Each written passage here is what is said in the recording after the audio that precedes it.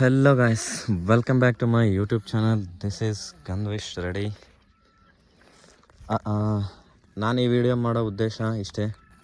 ರೈತರಿಗೆ ಯಾರೇ ಆಗಲಿ ಶೇಂಗಾ ಬೆಳೆದಾಗ ಮಾಮೂಲಿ ಚಿಕ್ಕ ಸಣ್ಣ ಪುಟ್ಟ ಕಾಯಿಲೆಗಳು ಬರ್ತಾ ಇರುತ್ತೆ.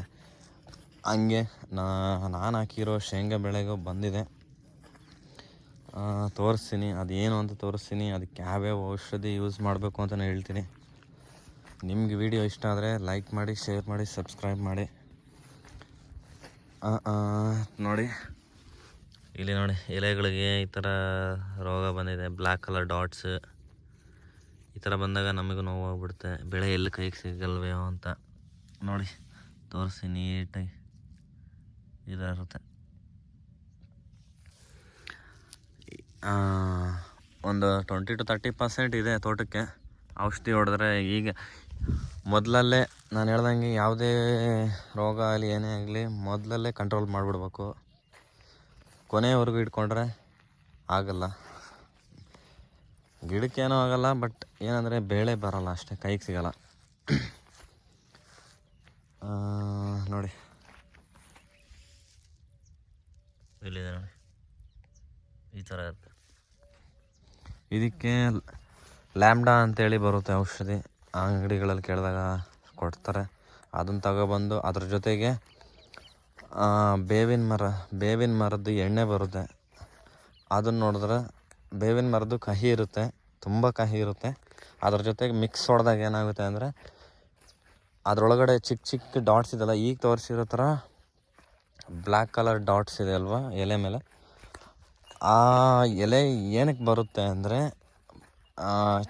ಯಾವುದೇ ಬೆಳೆಗಾಗಲಿ ಟ್ರಿಪ್ಸ್ ಅಂತ ಇರುತ್ತೆ. ಟ್ರಿಪ್ಸ್ ಅಂತಾರೆ, ಏನೋ ಹುಳ ಅಂತಾರೆ. ಅವು ಕಣ್ಣಿಗೆ ಕಾಣ್ದಲ್ಲಿರೋಂಥ ಹುಳ ಇರ್ತವೆ. ಅವು ಹೋಗಿ ಎಲೆ ಮೇಲೆ ಕೂತ್ಕೊಂಡಾಗ ಏನಾಗುತ್ತೆ, ಅವು ಮೊಟ್ಟೆ ಇಡೋಕ್ಕೆ ಸ್ಟಾರ್ಟ್ ಆಗಿಬಿಟ್ಟು ಮರಿ ಎಬ್ಬರಿಸಿ ಮರಿ ಹಾಕಿ ಮೊಟ್ಟೆ ಇಟ್ಟು ಮರಿ ಹಾಕಿ ಹಾಕಿದಾಗ ಏನಾಗುತ್ತೆ, ಅದು ಬ್ಲ್ಯಾಕ್ ಕಲರ್ ಆಗುತ್ತೆ. ಅದು ಡೈಲಿ ಏನೋ ಮಾಡಿದಾಗ ಅದೇ ಥರ ಆಗುತ್ತೆ, ಬ್ಲ್ಯಾಕ್ ಕಲರ್ ಡಾಟ್ಸ್ ಆಗುತ್ತೆ. ಅದು ನಾವು ಈಗಲೇ ಕಂಟ್ರೋಲ್ ಮಾಡಿಬಿಡ್ಬೇಕು, ಫಸ್ಟಲ್ಲೇ ಕಂಟ್ರೋಲ್ ಮಾಡಬೇಕು.